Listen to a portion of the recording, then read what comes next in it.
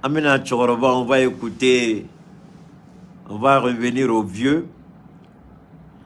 Lorsque du haut de la tribune des Nations Unies, il s'est adressé au peuple malien à travers nos autorités, il a estimé qu'il devait nous donner des sages conseils, ce qui est tout à fait louable. Il a estimé que nous devrons aller rapidement à des élections, si comme les élections constituent une, je ne sais pas moi, la clé de réussite de la démocratie. Ce qui me tue chez ces vieux présidents déconnectés de la réalité, tous ils croient que les élections constituent la démocratie. C'est comme on dit, en islam, il y a 5 piliers de l'islam. 5. Celui qui va à la Mecque et puis il oublie les autres, il dit je suis musulman parce que je suis allé à la Mecque. Mais mon ami, tu as menti. Celui qui prie matin, midi, soir, mais il fait seulement des conneries tous les jours, il dit les musulmans. Tu as menti. Celui qui fait la zakat, il dit je suis musulman parce que je fais la zakat. Mais tu as menti. Donc, les élections là, c'est une étape de la démocratie, mais ce n'est pas la démocratie. Ce n'est pas la condition sine qua non de la démocratie. Ce n'est pas la définition de la démocratie. Les élections constituent le choix libre du peuple à se doter soi-même des dirigeants de façon libre.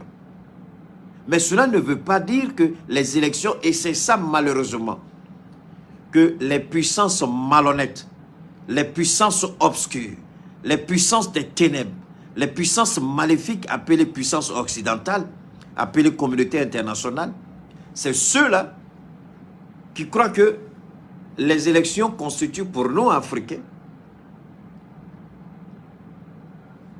le seul moyen d'exprimer la démocratie ou de faire la démocratie. Alors que Soundiata Keïta,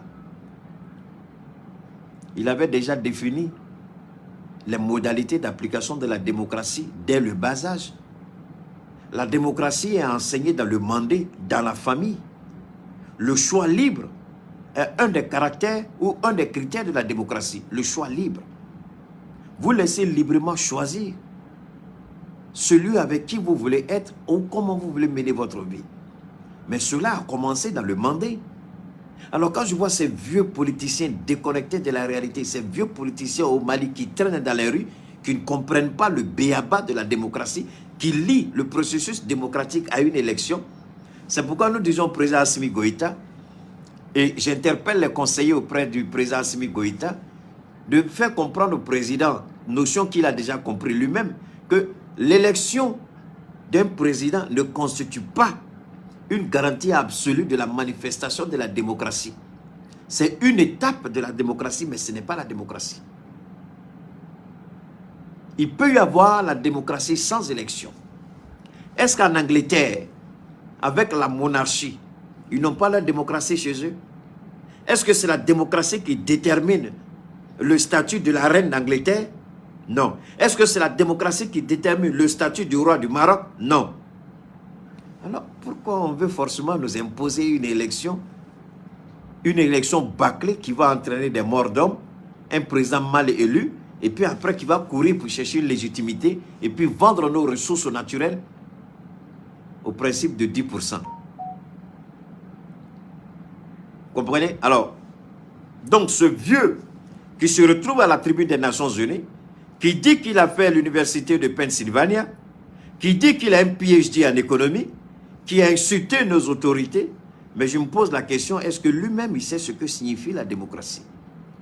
Comment tu peux te permettre d'aller à la tribune des Nations Unies, vouloir donner une leçon sur la démocratie à un peuple souverain, le Mali? Mais oubliant toi-même que tu as emprisonné des gens, tu as privé des gens de leurs droits élémentaires.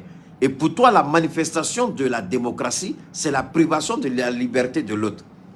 Alors que le principe fondamental de la liberté, un élément fondateur de la démocratie, on dit, ma liberté commence ou finit celle des autres. Mais comment moi, ma liberté est empiétée, déchirée, rejetée, reniée? De quelle démocratie Alassane Ouattara nous parle lorsqu'il a encore dans ses prisons des innocents qui sont incarcérés, sans jugement, des jugements souvent bâclés, des mensonges. Comment des gens qui marchent dans la rue, on dit perturbation de l'ordre public. Des gens qui mettent un drapeau de la Russie, on les arrête, on les met en prison. Et ça, c'est la manifestation de la démocratie selon Alassane Ouattara. Et c'est lui qui va nous dire qu'il faut aller aux élections, que c'est fondamental. Retour constitutionnel. Je me pose la question, où ces présidents sont des idiots ramassés, ou carrément, il y a de l'eau dans leur cervelle. Est-ce qu'il y a plus grande expression démocratique? Est-ce qu'il y a plus grande expression constitutionnelle que la souveraineté du peuple? Lorsque le peuple décide, le peuple souverain du Mali dit désormais, nous avons choisi Assimi Goïta comme notre président. Nous ne voulons pas d'élection, nous partons sur le principe du consensus. Ce n'est pas un mot, c'est ça là, c'est pas le peuple qui a choisi. En quoi cela vous regarde? Est-ce que Assimi dit à Ouattara, il faut libérer les gens que tu as mis en prison? Est-ce qu'Assimi dit à Ouattara, les gens que tu as gardés dans tes prisons là, il faut au moins les juger? Est-ce qu'Assimi dit à Ouattara comment doit fonctionner la justice bancale ivoirienne? Parce que la justice ivoirienne, elle est handicapée, elle est bancale, elle est moribonde, elle est criminelle. Je n'ai pas vu une justice qui prend plaisir à détruire que celle de la Côte d'Ivoire. Une justice qui prend plaisir à détruire que celle de ce minable qu'on appelle procureur Adou Richard. Voilà comment la justice fonctionne. La justice est devenue un instrument de destruction de la vie des autres. C'est pas tout. Lorsque vous insultez les autorités maliennes, alors Dieu lui-même, il vous réserve quelque chose. On va écouter. Comment ça va? Ça va, merci, vous-même. Oui, ça va bien, ça va bien. C'est où là? Je suis arrivé hier sur la... Ah, d'accord, on m'a fait le message, mais je ne savais pas si tu étais à Niamey ou à Abidjan. Si, je suis arrivé hier. Ah, mais je suis content, je suis content. Je vais rester quelques jours ici. D'accord, en attendant qu'on se voit, je voulais que tu me briefes un peu. Oui, Parce oui, que oui. Je vois le président de la commission aujourd'hui avant qu'il n'aille au Burkina. D'accord. Voilà, comment les choses se passent au Mali? Bon, malgré tout ce qu'ils veulent faire croire, oui. la situation reste très difficile pour eux. Vraiment, ça va être extrêmement difficile de tenir encore 3 à 4 semaines financièrement. Donc, la pression, elle est vraiment là, elle est réelle, elle monte. Économiquement, les prix ont flambé, y inclut les denrées alimentaires. C'est difficile aujourd'hui de se procurer du riz à un prix normal, du sucre. Tout ce qui est ciment aussi a été affecté. Et même la main-d'œuvre commence à se plaindre un peu parce que les gens ne travaillent pas. Donc, je pense qu'ils ont beaucoup de pression. Mais bon, j'essaye de gérer ça. Faire croire qu'il n'y a pas de problème. Voilà, c'est le contraire. Mais c'est vraiment, on voit qu'ils n'ont pas d'économistes parmi eux. Mais c'est ça, c'est ça. Ceux qui vont un pays, à 30 à 40% de son budget financé par l'extérieur. Ils pourront payer le salaire 1 ou 2 mois, mais c'est tout. Après, ils pourront même plus payer le salaire. C'est vrai. Ayen Famia, vous avez entendu, à croire qu'ils n'ont pas d'économistes parmi eux. Un pays qui a son budget qui est financé par l'extérieur à hauteur de 40 à 60%. Voilà comment raisonne un super économiste avec un PhD. Voilà comment raisonne un super président. On va continuer d'écouter. C'est tellement intéressant, on va continuer. 1000 milliards d'emprunts régionaux. Absolument. Donc en 2021, ben, ils n'auront pas ça. Comment ils vont faire? Ils n'ont plus accès à ça. Oui, absolument. Est-ce que vous avez compris? 1000 milliards d'emprunts, ils n'auront plus droit à ça. Mais les 1000 milliards vont dans la poche d'Assimi Goïta où les 1000 milliards doivent soutenir l'économie malienne pour permettre au peuple du Mali de se développer. Si jamais on devait avoir ces 1000 milliards, est-ce que c'est dans la poche d'Assimi Goïta que ces 1000 milliards doivent partir? Ou ces 1000 milliards seront à la disposition du peuple malien? Continuons de réfléchir. Et ça, c'est un soi-disant ancien premier ministre d'Ibrahim Baka Keïta. Voilà un ancien premier ministre. On dit fils du Mali. Voilà un ancien premier ministre. Comment il fait un rapport comme un père qui envoie son fils Après le travail, il vient et puis fait rapport à son papa. À en croire que c'est lui-même qui a proposé Boubou Cissé à Ibrahim Baka Keïta. Et comme celui-ci n'est plus, donc lui, il va et puis faire le rapport à son père, son chef, son mentor. Rapport qu'il a refusé de faire au Mali. Et encore un rapport biaisé, mensonge sur mensonge, manipulation des faits, conspiration.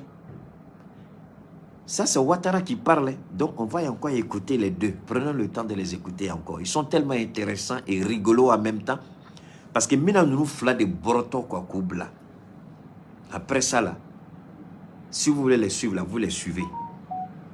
Je vais les démonter. Je vais les caillasser. Je vais les mettre à nu.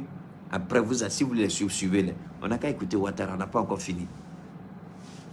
Le ministre des Finances a fait sortir une lettre il y a une dizaine de jours où il menaçait carrément les banques commerciales à souscrire. Oui. Et puis il a insisté pour qu'ils souscrivent physiquement. Donc il met un peu de pression sur les banques où l'actionnariat malien est le plus important. La BMS. De solidarité. Voilà, exactement. Et puis la banque de développement. Voilà. Donc bon, c'est terrible. C'est la seule.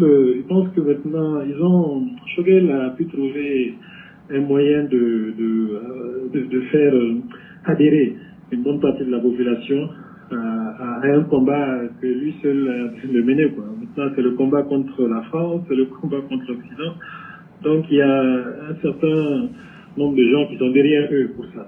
Mais qui commencent aujourd'hui à réaliser que économiquement, financièrement, ça ne va pas, ça ne peut pas aller. Ben, ils sont idiots. La Russie est la 11e puissance économique.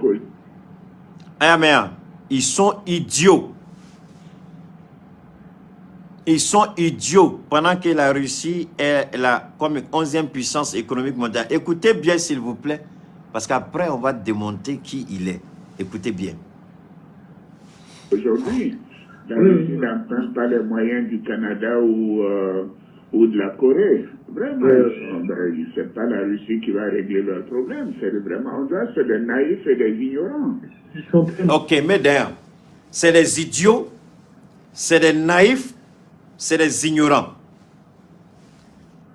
Alassane Boubou Bourla, Boubou Toun Korondola, Anga Fama Bolo, Nous fama ngata simi mane ngame sharia sodema parce que notu yela kodola tega tundala kan ne ma fili aka avocat ou ya intervention ni fait ko ka bla liberté la wa ko ka mun ken tado chogo aya yere soro kenema chogo ni mina dro bubu la chogo mo shitado aka famille be Niger bolay abulla kata fa Alassane fe kata compte rendu ke kata do Mali la ka Mali Bourdia deo denibiti fa ka du fere danga dene deo dene be boni fa ka guno e kata fo ifa jugu doy ou bien ifa fe e danga dene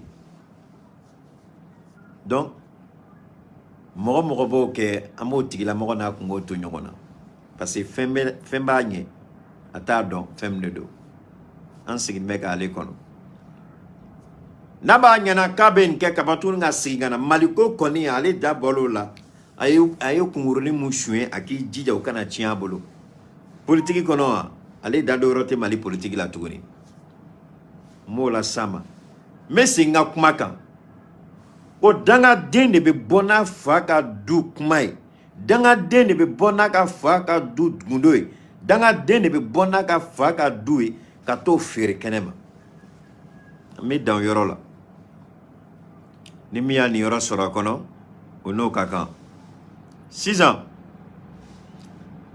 à quoi ils sont idiots, ils sont naïfs, ils sont ignorants.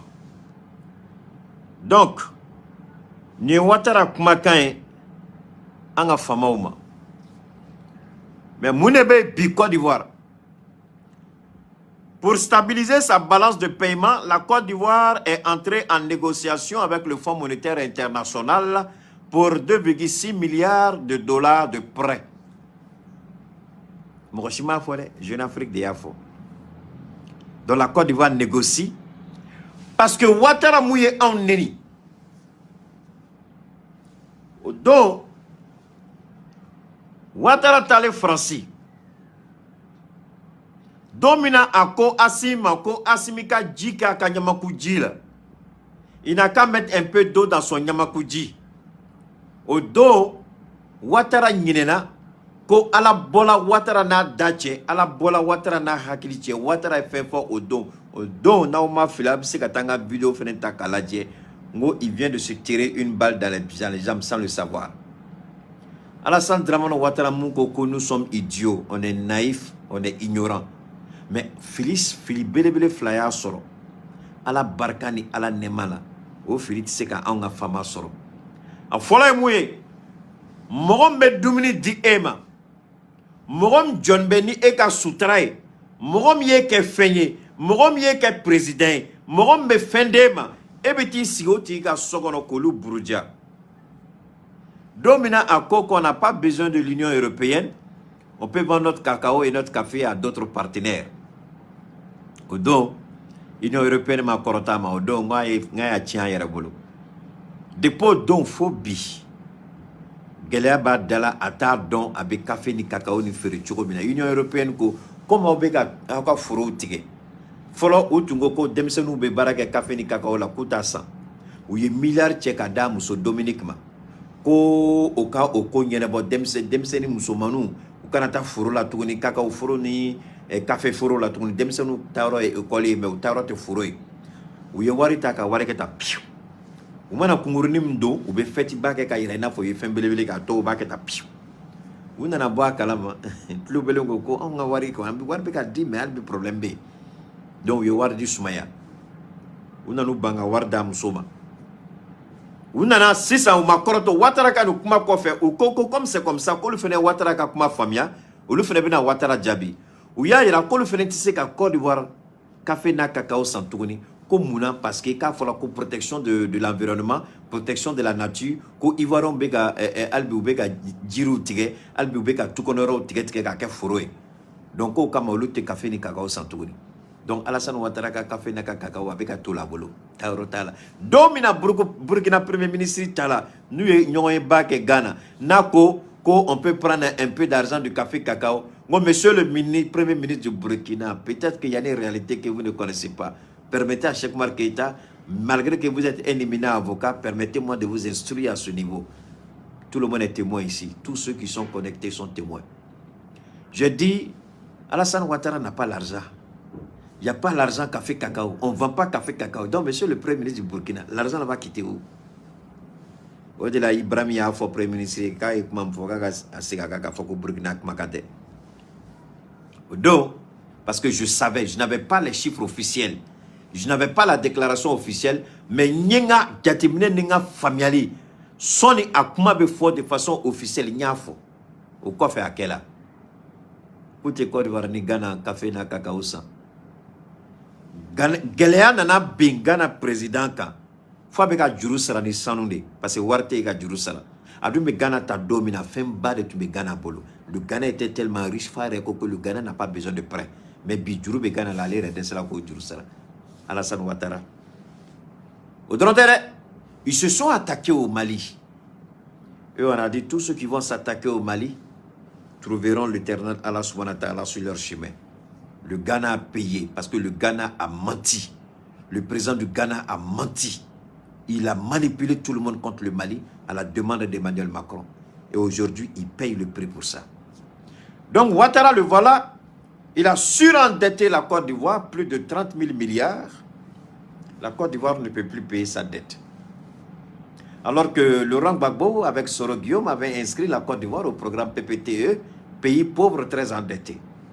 Ils ont réussi à franchir toutes les conditions qui ont été posées pour que la Côte d'Ivoire puisse bénéficier des prêts PPTE.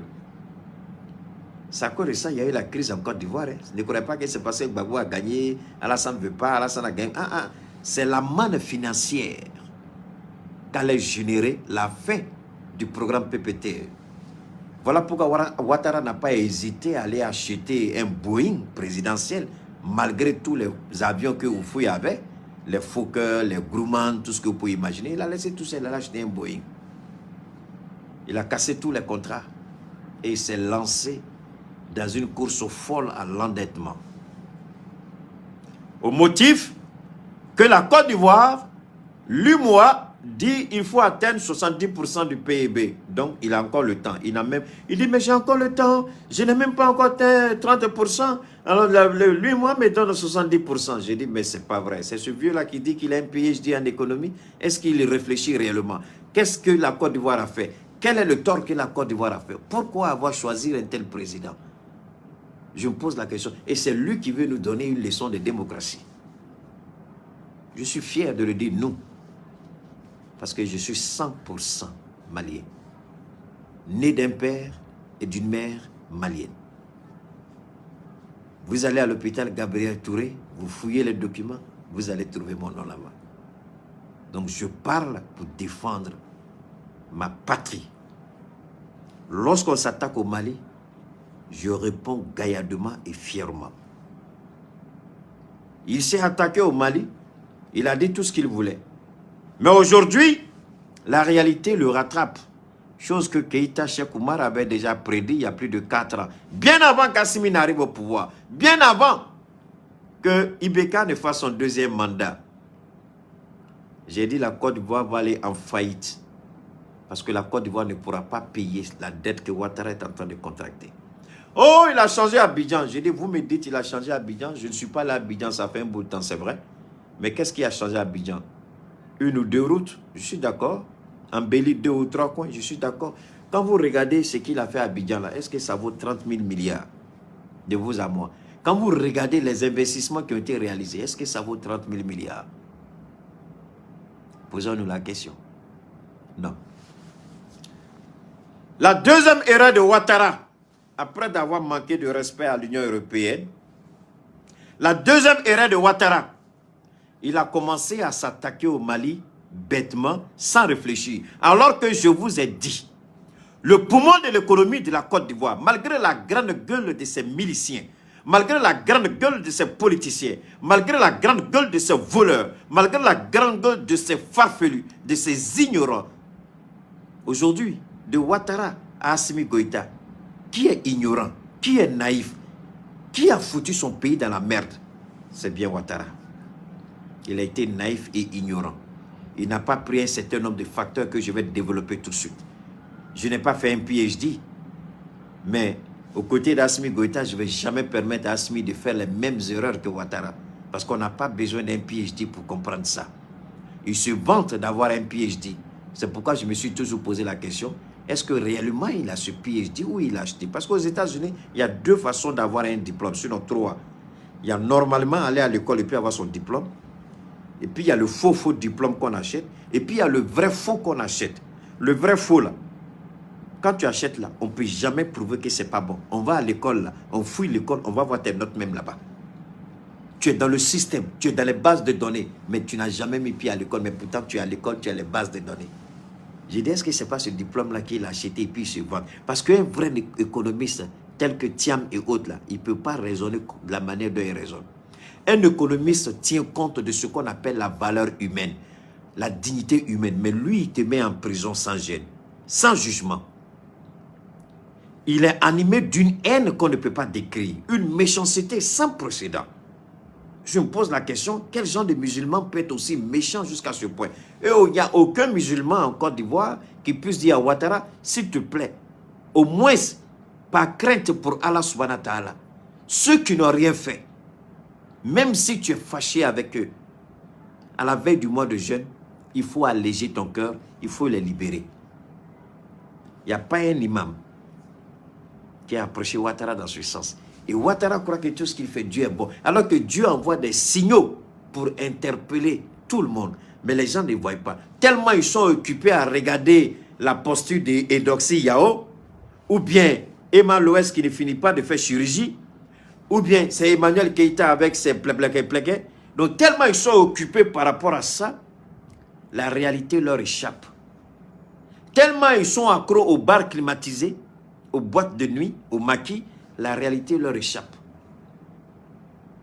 Gbagbo arrive pour réveiller la conscience qu'ils essaient d'endormir. On veut arrêter tous les membres du PPACI et on les met en prison. Je reviens sur la deuxième erreur grave d'Alassane Ouattara. Après celle qu'il a faite lorsqu'il s'est attaqué à l'Union européenne. La deuxième, c'est lorsqu'il s'est attaqué au Mali. Le poumon de l'économie ivoirienne, c'est le port d'Abidjan. Le port d'Abidjan, à lui seul, il fait plus de 70% de la recette. 70% du, du budget de l'État. Le port d'Abidjan. Je dis, le port d'Abidjan. Et quand tu t'attaques à Assimi Goïta, quand tu t'attaques au Burkina, quand tu veux manipuler les gens, il faut t'attendre aux conséquences. J'ai été le seul à l'époque à demander à tous les importateurs du Mali, sans exception, de commencer à trouver d'autres ports pour leurs produits et de laisser la Côte d'Ivoire. Aujourd'hui, la Guinée est en train de développer non seulement le port de Conakry, mais développer l'axe routier Conakry-Bamako. Et quand ce sera fait, on va regarder si le port autonome d'Abidjan continuera d'être le poumon de l'économie ivoirienne.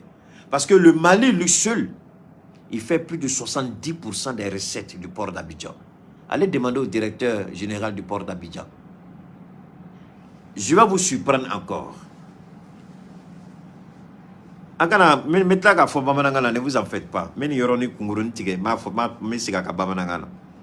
Le port d'Abidjan, le véritable problème. Ouattara s'est rendu compte, écoutez très bien ce que je suis en train de vous dire, vous n'allez entendre cela nulle part. Même Jeune Afrique a fait un décryptage, mais Jeune Afrique n'est pas arrivé au niveau où je vous amène. Parce que Jeune Afrique n'a pas cette compréhension, cette faculté d'analyse. Jeune Afrique n'a pas, malgré le gros nom de Jeune Afrique, il n'y a personne qui peut faire ça au sein de Jeune Afrique. C'est ici et nulle part. Et écoutez pour bien comprendre. Alassane Ouattara a mis en place ce qu'on appelle un comité mixte entre le ministère des Affaires étrangères de la Côte d'Ivoire et le ministère des Affaires étrangères du Mali. Quand je disais à ces gueulards-là qui vont s'asseoir sur les plateaux de télé pour étaler leur nudité et leur nullité intellectuelle, morale et psychologique, parce qu'ils ne connaissaient rien, ils partaient divaguer, distraire la galerie. Quand les gens m'envoient les vidéos, je dis, s'il vous plaît, respectez-vous. Ça, ce n'est pas des choses à écouter. Je ne vois même pas parmi eux là, celui qui peut m'arriver à la cheville. Donc, il faut les laisser raconter leur vie de misère. Ils ont tout dit sur le Mali. Il y a une là même qui s'est fait spécialiste du dénigrement du Mali. Je ne connais même pas son nom. Merci à Allah subhanahu wa ta'ala, parce que des gens comme ça, prononcer leur nom, c'est une malédiction. On a tout dit sur le Mali. On a insulté Assimi. On a insulté la transition. On a tout dit. Ils vont courir derrière Ouattara. Mais qui a demandé de mettre en place une commission mixte? C'est bien Ouattara. Donc c'est la Côte d'Ivoire aujourd'hui qui court après le Mali.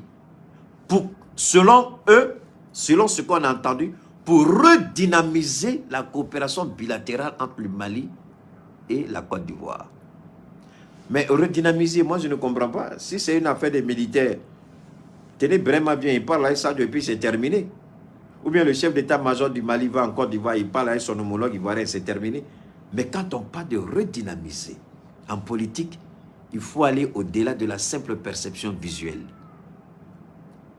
Nous n'avons pas une bruit diplomatique avec la Côte d'Ivoire, sinon on allait rappeler nos différentes ambassades. Alors pourquoi utiliser les ministères des Affaires étrangères alors que nous n'avons pas une bruit diplomatique? Posons-nous cette question. Tout simplement parce que Alassane Ouattara cherche le moyen pour ramener le Mali au port d'Abidjan. Alassane Ouattara a commencé à comprendre que le port d'Abidjan est en train de perdre énormément d'argent. Le ministre de l'économie et des finances de l'État de Côte d'Ivoire a dit explicitement au président Ouattara, il faut renégocier avec le Mali. Il faut faire en sorte que le Mali revienne, sinon nous sommes en train de perdre. Et à cette allure-là, on ne pourra pas payer notre dette. Donc pendant que Ouattara négocie avec le Fonds monétaire international, Ouattara veut redynamiser avec le Mali. Pourquoi c'est aussi difficile et compliqué de comprendre une simple petite chose? Est-ce que ça c'est compliqué? Maintenant, Ouattara demande pardon au Mali pour retourner au port d'Abidjan. Et ça, les petits ignorent en Côte d'Ivoire. les pervers moraux, les déracinés, les déconnectés, les non-sachants se mettent à piailler, à jacasser sans connaître réellement ce qu'on appelle la géopolitique, la politique macroéconomique. Vous ne connaissez rien, vous criez. Venez vous asseoir, je vais vous enseigner. Venez vous asseoir pour apprendre au pied de l'arbre, au pied du baobab. Venez vous asseoir et puis vous allez apprendre. Je m'adresse aux petits journalistes, aux petits plaisantins ivoiriens. Venez vous asseoir au pied de la sagesse, au pied de la connaissance. Parce que je ne vois même pas Billahi Tallah, je ne vois même pas en Côte d'Ivoire. Journaliste ou pas journaliste, animateur, il n'y en a même pas un. Si vous êtes garçon, je vous lance ce défi, on peut faire par visioconférence, si vous avez la capacité de pouvoir relever le niveau du débat. On n'a pas besoin d'être dans la même salle. La technologie est beaucoup développée. On peut débattre de tous les sujets que vous voulez. Pourquoi la Côte d'Ivoire veut cette... Parce que après, je vais venir en Bambara, je suis tellement pressé. Cette commission, ce sont des experts et du ministère des Affaires étrangères du Mali, de la Côte d'Ivoire qui vont travailler dans l'intention de préparer une rencontre interministérielle entre le ministre des Affaires étrangères du Mali et le ministre des Affaires étrangères de la Côte d'Ivoire. Mais l'objectif, c'est de faire en sorte que le Mali revienne au port d'Abidjan. Mais on ne peut pas venir comme ça, dire au ministre de l'économie et des finances, non. On essaie de passer pour aplanir toutes les divergences, pour calmer toutes les ardeurs, pour maîtriser tout et en fonction, quand on va tout aplanir, maintenant on pourra parler d'économie. Maintenant on pourra parler du retour du Mali au port d'Abidjan. Monsieur Abdoulaye Diop, monsieur le ministre de l'économie et des finances, monsieur le premier ministre, nous n'avons rien contre la Côte d'Ivoire. Mais Alassane Ouattara n'est pas un partenaire fiable. Alassane Ouattara n'est pas digne de confiance. Alassane Ouattara, au moment inattendu, va nous poignarder dans le dos. Alassane Ouattara est à la recherche d'un 4e mandat. Je n'ai pas fini mon analyse. Hein. Et ce 4e mandat, Macron a mis Ouattara en mission. Parce que si la Côte d'Ivoire retourne au port d'Abidjan, les choses sont tellement liées en politique que par moment, on a du mal à comprendre. Mais alhamdoulilah, grâce à Allah, je vais le faire pour que chacun puisse comprendre un peu. Aujourd'hui, si on veut amener le Mali, on veut ramener le Mali, parce que on voit que le port de la Guinée est en train de se développer à une vitesse exponentielle. Donc dans sous peu de temps, le Mali va se retrouver complètement. Même si certains commerçants veulent continuer à la Côte d'Ivoire, c'est leur droit, on ne peut obliger personne. Mais la Guinée, c'est-à-dire que les produits qui vont venir en Guinée, si ces produits sont moins chers que toi qui fais venir ton produit en Côte d'Ivoire, c'est plus cher. Pourquoi acheter pour toi? On va acheter ce qui vient de la Guinée qui est moins cher. Parce que le commerçant qui fait venir son produit de la Guinée va offrir des opportunités de sorte que le produit soit vendu moins cher au Mali. Mais toi, tu prends en Côte d'Ivoire, tu amènes là. Si on te dit que celui qui veut le même produit, je prends le même produit. Hein?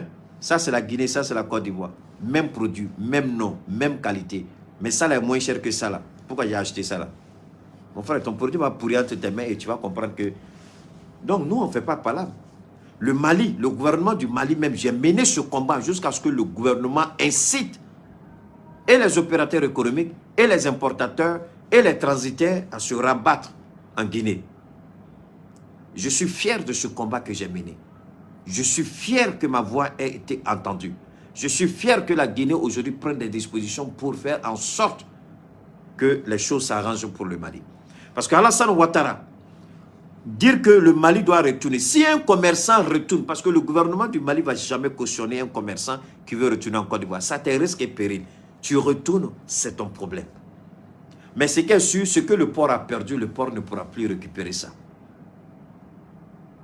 Et maintenant, si les Maliens veulent aller en Côte d'Ivoire et puis venir nous vendre les produits chers là, nous aussi, on va commencer à monter dans le créneau des consommateurs là, les organisations pour... et puis monter jusqu'au gouvernement pour dire, pour interpeller les gens. S'ils continuent de vendre cher les produits, eux-mêmes ils vont manger leurs propres produits qu'ils amènent. Parce que le Malien ne va plus acheter. Si vous voulez continuer à aller en Côte d'Ivoire, faites venir vos produits. C'est votre problème, nous on s'en fout. C'est votre argent, c'est votre choix. On vous respecte pour ça. Mais nous on va mener le combat pour que la plupart de tous nos produits viennent de la Guinée. Et ce qui vient de la Guinée, le commerçant malien qui fera venir son produit de la Guinée, nous ferons la promotion de ce commerçant-là au détriment de ceux qui vont faire venir leurs produits de la Côte d'Ivoire. Ils nous ont combattus, ils ont combattu nos artistes, ils nous ont insultés. Nous sommes dans une dynamique, pas de vengeance, mais nous voulons être réalistes. Alassane est une menace potentielle et perpétuelle. Il a la main avec Macron et Macron a juré de finir avec le Mali. Et Ouattara est bien placé pour servir Macron sur un plateau d'or la tête d'Assimi Goïta. Et nous n'allons pas nous asseoir pour regarder Ouattara servir la tête d'Assimi Goïta à Emmanuel Macron. Parce qu'il y a une deuxième partie de mon analyse que je vais vous faire comprendre. Ça, c'est le franc CFA. Aujourd'hui, Mali ni Francie, c'est fini. Mais à Maban, le Mali est en train de couper le cordon colonial, le cordon ombilical de la colonisation. Il y avait deux éléments fondamentaux qui restaient. La France était celui qui scelle au moins le pays, oui, le pays qui détenait ce qu'on appelle le penholder. C'est la France qui rédigeait les résolutions, les projets de résolution pour le Mali aux Nations Unies. Le Mali a dit on ne veut plus. Donc on a récupéré une grande partie de notre souveraineté que les gens sous-estiment. C'est une très très grande victoire souveraine pour le peuple du Mali. C'est pas tout. Le deuxième élément, la France a peur.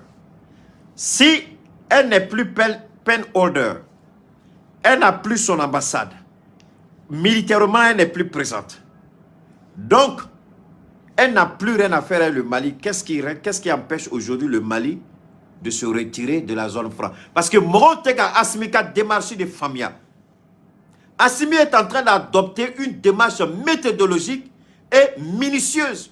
Chaque pas qu'il pose, c'est un pas irréversible. Il n'y a pas de marche arrière. Et chaque pas posé est avantageux pour le Mali. Beaucoup se sont empressés pour qu'on sorte du CFA, pour qu'on sorte de la CEDEAO.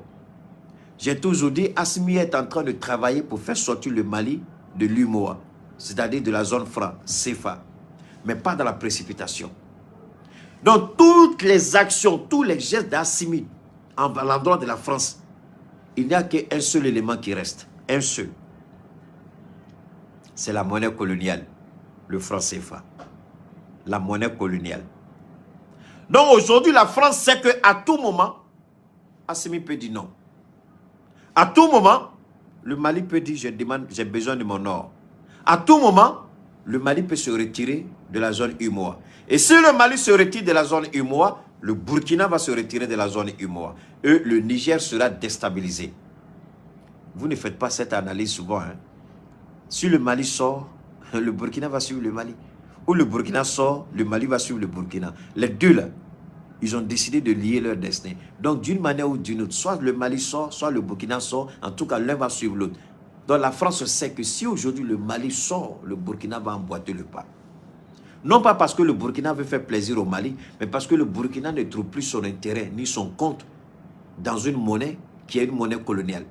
Une monnaie qui n'est pas bonne pour son peuple. Alors le Burkina va regarder. Mais le Burkina ne va pas sortir comme ça. Le Burkina aussi est en train de faire des études approfondies en sortant ce qu'il faut faire. Le Burkina a vu que le Mali a toujours été là. C'est pourquoi je dis merci au ministre Sadio. On va tout à l'heure décerner un Oscar au ministre Sadio par rapport aux propos qu'il a tenus la dernière fois lorsque le Mali recevait encore des drones et des avions de combat. Le ministre Sadio, il a été clair. Et le Burkina aujourd'hui est en train d'acquérir du matériel haut de gamme. Et on a même été surpris de voir des gens dire que... On a même été surpris d'entendre des gens dire que... Une seconde, je suis en train d'essayer de... Voilà. Donc, que la Côte d'Ivoire aurait donné des armes au Burkina. Que la Côte d'Ivoire aurait donné des armes au Burkina, ce qui est absolument faux. Un président qui se cherche, un président qui a toutes les difficultés, et tous les problèmes aujourd'hui, c'est ce président-là qui va donner... Où est... Oh là là, où est le truc du gars là? Je suis en train de voir. On m'a envoyé une... Voilà la bande, je crois que ça doit être là. Voilà, je vais vous faire écouter. Assalamu alaikum wa ta'ala barakatuh, Bati. Donc, je reviens encore avec des informations complémentaires. Je t'avais dit, si tu te rappelles bien, que notre armement avait été bloqué au port de la Côte d'Ivoire sur instruction de la France. Donc, selon des sources bien renseignées, c'est cet armement-là justement que Alassane a libéré. Alassane ne nous a pas donné quoi que ce soit. C'est cet armement-là qui a été libéré. Puisqu'on avait commandé beaucoup de véhicules, on avait commandé des armes et pas mal de trucs. Il y a un de mes collègues même qui m'a dit que nos armes et véhicules sont bloqués en Côte d'Ivoire, au port de la Côte d'Ivoire. Alors, donc quand vous voyez ça, et puis des journalistes malhonnêtes, mal informés, pervers, des journalistes déracinés, des journalistes corrompus et vendus, disent que la Côte d'Ivoire a donné 2 milliards et quelques d'armement au Burkina, ce qui est absolument faux. Le Burkina a demandé à l'Union européenne des armes, l'Union européenne a refusé. Elle n'a pas les moyens parce qu'elle est en train de soutenir l'Ukraine. Le Burkina a demandé à la France dit qu'elle n'a pas les moyens parce qu'elle est en train de soutenir l'Ukraine. Le Burkina a demandé aux Américains, les Américains disent qu'ils sont à court de moyens, ils sont en train de soutenir l'Ukraine. Alors, depuis quand Alassane Ouattara va se lever? Pourquoi c'est lui seul qui va se lever et puis donner armement de 2 milliards et quelques au Burkina, et non pas la CEDEAO, et non pas l'Union africaine? Est-ce qu'un homme normal, qui a une conscience normale, peut croire à de telles perversions, à de telles manipulations, à de tels mensonges? La vérité est là. C'était les armes qui ont été achetées au temps de Christian Kaboré. Et quand ces armes il y a eu le coup d'État, ils ont bloqué. C'est la même situation qui s'est produite avec le Mali. Paix à son âme.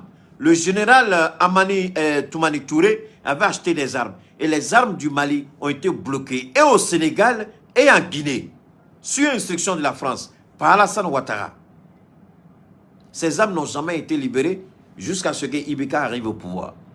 Même l'avion RQ, le gros porteur du Mali, qui avait été bloqué par les Américains, il a fallu la ténacité de Sadio, Assimi et autres, pour que cet avion soit libéré. Donc, quand un État bloque, et quand le premier ministre du Burkina avait dit que nos avions, autant pour moi, que nos armements sont bloqués au lieu de fabrication ou bloqués dans les ports, il s'est trouvé des journalistes malhonnêtes, malsains d'esprit, de dire que le premier ministre du Burkina a menti. La preuve est là. Il parlait avec preuve. Les armes ont été achetées puisque les traces sont là. Les armes, ce sont les armes du Burkina. C'est la sueur du peuple burkinabé. Alassane Ouattara n'a jamais donné 5 francs au Burkina. Et 5 francs n'est sorti de sa poche pour acheter. En quoi est-ce qu'Alassane Ouattara va acheter des armes pour le Burkina? Pourquoi il va faire ça? Sur quelle base il va faire ça? Pour quelle raison il va faire ça? Alors, donc, vous voyez, on a peur que le Mali quitte. Donc, il faut amadouer le Mali. Il faut que Alassane Ouattara joue ce jeu de la France.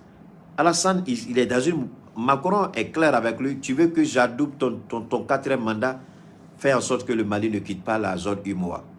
Fais en sorte de renouer tes contacts avec le Mali. Parce que si le Mali quitte la zone UMOA, c'est fini pour la France. Il n'y a plus de soutien en quoi que ce soit pour vous. Parce que nous serons désormais un pays pauvre. Si le Mali quitte la zone UMOA, le Burkina va suivre, le Niger sera déstabilisé et il n'y aura plus de francs CFA. Raison pour laquelle les gens ne veulent pas, raison pour laquelle les gens sont en train de tout faire. On veut nous berner, mais alhamdulillah, on a la faculté d'anticipation, d'analyse et de compréhension des choses. Alassane n'a jamais donné des armes au Burkina, ce qui est absolument faux. Vous avez entendu. 2, la cour qu'on fait au Mali pour redynamiser les relations, c'est faux. C'est par rapport au port d'Abidjan. 1. Et faire en sorte que le Mali ne quitte pas la zone UMOA. 2. Et pour que Macron adoube le 4e mandat de Ouattara, il faut qu'il fasse la paix avec le Mali pour ne pas que le Mali quitte. Parce que Macron a compris que le Mali est en train de partir et il n'y a plus un moyen pour la France de retenir le Mali. Dès le jour où le Mali a décidé que la France ne sera plus celle-là qui va rédiger les projets de résolution, Macron a compris que c'était fini. Mais Macron a peur qu'on arrive à un point où le Mali va se retirer de la zone franc. Donc il faut que Ouattara joue de tout son poids pour amadouer, pour manipuler, pour mentir et faire tout pour maintenir le Mali. Monsieur Ouattara, j'ai une bonne nouvelle pour toi. On vient de découvrir le jeu perfide que tu joues pour la France. Mais ça ne marchera pas. Monsieur Abdoulaye Diop, je sais que votre ministère est beaucoup impliqué, mais nous vous demandons de mener ces négociations-là avec lucidité. Nous vous demandons de mener ces négociations-là avec vraiment lucidité. Et surtout de prendre en compte les 3 éléments clés de toute action gouvernementale. Le respect de la souveraineté, le respect des choix stratégiques et la prise en compte des intérêts vitaux du peuple malien. Voilà les 3 éléments-là, monsieur Abdoulaye, qui doivent vous guider dans ces négociations. Aujourd'hui, le peuple malien, les intérêts vitaux du peuple malien ne se trouvent plus au port d'Abidjan, monsieur Abdoulaye. Monsieur le ministre de l'économie et des finances, les intérêts du peuple malien ne se retrouvent plus entre les mains de la Côte d'Ivoire, ne se retrouvent plus au port d'Abidjan, mais dans n'importe quel autre port dont nous n'avons pas obligation à retourner en Côte d'Ivoire, parce que ce vieux filon, il est prêt à tout moment d'actionner. Parce qu'il veut nous approcher de lui pour mieux nous abattre. Il veut nous amadouer pour mieux nous détruire. Monsieur, je sais que vous avez commencé les négociations aujourd'hui à Abidjan. Monsieur Abdoulaye Diop, faites beaucoup attention à ces négociations. Prêtez une oreille attentive à ces négociations. Écoutez bien ces négociations. Parce que si ces négociations ne sont pas dans l'intérêt du peuple malien, monsieur Abdoulaye Diop, faites-moi confiance, nous allons demander au peuple pas de se soulever, mais nous allons demander au peuple de se manifester. C'est-à-dire, le peuple va vous dire qu'il n'est pas d'accord. Parce que le Premier ministre l'a dit. Il dit, il faut écouter le peuple. C'est ce que veut le peuple que nous faisons. C'est le conseil qu'il a donné à son homologue burkinabé. Donc, vous n'allez pas aller à ces négociations-là au détriment des intérêts vitaux du peuple malien.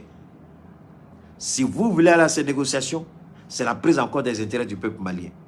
Et aujourd'hui, le seul pays qui a pris en compte nos intérêts se trouve du côté de la Guinée.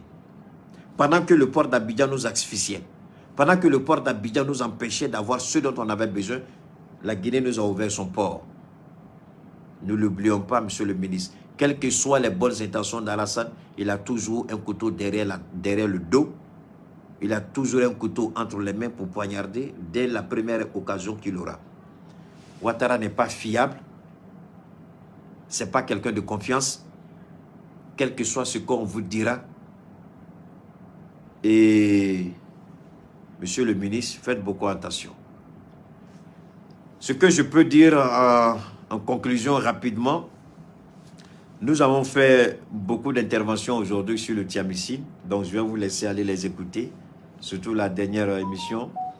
Par rapport aux femmes enceintes, nous avons beaucoup parlé.